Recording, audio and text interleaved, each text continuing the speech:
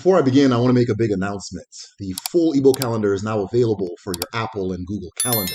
I have created a calendar that tells the 13 moons, 4 market days, and different holidays and correlating rituals across the whole of Igbo land, as well as breakdowns of what they mean and the stories behind them. This is available for all patrons who join our community to support this channel at patreon.com/Themedicineshell. The traditional Dibia's practice is broken down into multiple categories, with each Dibia serving as a specialist in a particular area of training and expertise, similar to a modern doctor today. There's Dibia Ara, a Dibia dedicated to the study of the mind and solving problems that arise from psychological disturbances. Historically, as well as today, this specialist has developed a range of categories for different mental illnesses that afflict people, some of which are unknown to contemporary medicine, while others match aspects of diagnoses that we're familiar with in modern psychiatry. Outside of applying medicine and therapy to heal or regulate the affliction, the Dibia Ara also built lodges where the mentally afflicted would stay for extended periods of time. There's Dibia Ogun, a Dibia dedicated to the study and practice of medicine. This healer specializes in the use, discovery, and creation of medicine from plants, roots, and minerals, then applying it to heal various ailments. This Dibia gains and grows their knowledge through apprenticeship, the entry into an Agun guild, extended study, which I will discuss shortly, and most importantly, through tapping into the Agun of the mineral or the plant itself to see its properties on a practical and spiritual level. There is Dibia Obanje,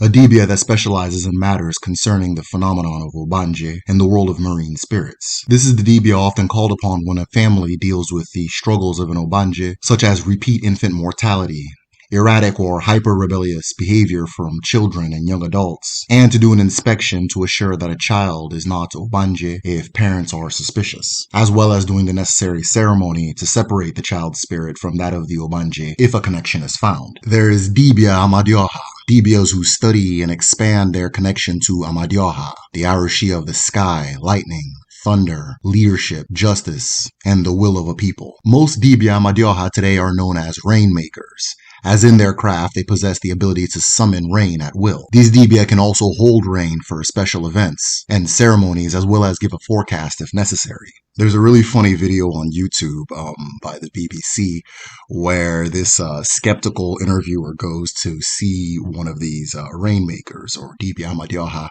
to see if it was really real and if he can really summon rain and so forth.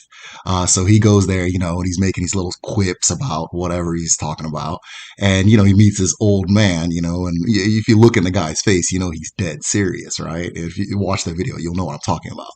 So anyways, the interviewer now, waits while the guy does his ceremony, and he says, I think it was within an hour it starts raining, as the Dibia had said it was going to rain within that hour after he does his ceremony.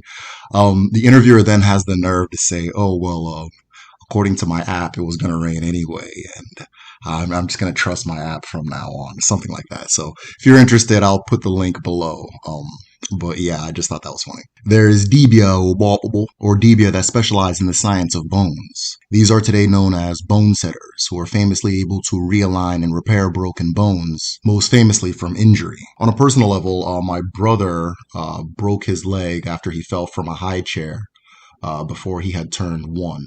We took him to a hospital in the US, and they said that they weren't going to be able to do anything for him, or that he would be crippled for the rest of his life because of the injury. Shortly after that, we went back to Nigeria, and my mom, who hadn't given up on the case, but was a devout Christian, took him to every church as well as a couple of doctors in the area, and they couldn't do anything either. Finally, my grandfather's uncle, who was at the time the oldest living member of our family, came to my mother and told her that when she was done wasting her time, that she should bring the boy to him.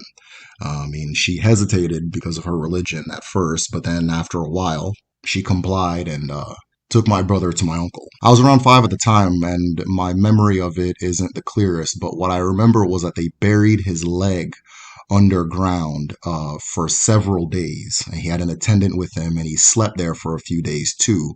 We would bring food to him, we'd try to hang out to entertain him, and so forth. My granduncle found out that in a previous life, my brother had died young, despite having a lot of promise for success in his life, and everybody assuming he was going to be a successful person. And he was still angry at a particular woman in his family, or his closer family, for something that surrounded the circumstances of the death. So they brought the woman, they settled the spiritual matter in a ceremony. that I remember involving the sacrifice of a chicken. And no exaggeration, they let my brother out after a few days, and in less than a week, my brother stood up and started walking. By the time he started walking, he was almost 3, but I remember at that time he stood up and started chasing one of my aunts that had a pot of rice. And very ironically, today he's a very accomplished and very successful rapper. And if you've seen any of his shows, you'll know how well his leg functions and how important it is to his very high energy performance. I'll probably reveal who it is on a later video, so if you're curious, go ahead and subscribe. I have to see if he's okay with it first. Another specialist is Dibia Explained, or a Dibia that studies healing matters concerning the eyes and the ears, such as sight issues, deafness, or temporary loss of either. There's Dibia Omomo, or Dibia dedicated to fertility, the birthing process, and gynecological concerns. There's Dibia Owahu, or surgeons, Dibia that use invasive surgery in order to heal ailments, as well as non-medical Dibia, such as Dibia Mau, Dibia that specialize in masquerade traditions, Dibia Oha, or a Dibia that specializes in community affairs, such as common law, and Dibia Aja, a Dibia that specializes in sacrifices and the proper sequencing of rituals, to name a few. There are many types of Dibia I'm not naming, but even among the unnamed in the name, the Dibia that earns the most respect is the Dibia Afa, or the diviner, or experts in the Afa language. The Dibia Afa earns this coveted title through years of studying the art of Afa. Afa is the divination system of our ancestors, a language passed down to us from the beginning of Igbo culture. Afa is a binary messaging system done in a multiplicity of ways. One of the most popular is the use of 4 strings with 2-sided binary nodes. Each 2-sided node, when flipped, will either land on the open or closed side, and each pattern produced in a flip gives a specific message or meaning to be decoded by the Dibia Afa. Divination is used in communication with Ago, and from Ago communication with chaos and the universe, or spirits beyond. Afa is said to be the core of our ancestral culture, as divination systems are cited to be the root of most cultures and most spiritual systems today. And in our ancestral tradition, the story of Afa goes back to the beginning of humanity itself. Long ago, there was a woman of infinite wisdom and insight, so much so that